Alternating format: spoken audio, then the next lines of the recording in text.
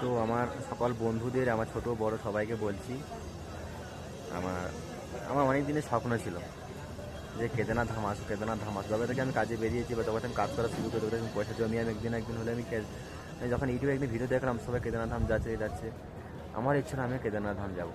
তার জন্য আমি কী করলাম, কাজ করে পয়সা জমিয়ে আমি আজকে কেদারনাথ ধাম আসতে পেরেছি।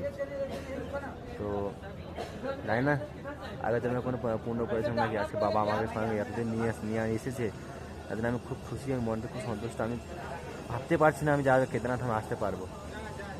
তো এই দেখো কেদারনাথ ধামের মূল মন্দির। তোমাদের সবাইকে কেদারনাথ ধাম মন্দির দর্শন করো, তোমরা দিব্য দর্শন করো। আমার দ্বাদশ জ্যোতির্লিঙ্গের মধ্যে একটি জ্যোতির্লিঙ্গ আছে কেদারনাথ ধাম। তো আমি আসতে পেরে আমি নিজেকে খুব ধন্য মনে করছি, এবং সবাই স্বপ্ন দেখে, স্বপ্নটা পূরণ করতে অনেক কষ্ট হয়।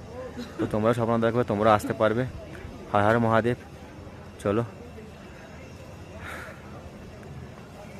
সবাইকে ভালো লাগে প্রভু, ভালো রাখো, এটাই চাই। সবাই ভালো থাকো। হর হর মহাদেব।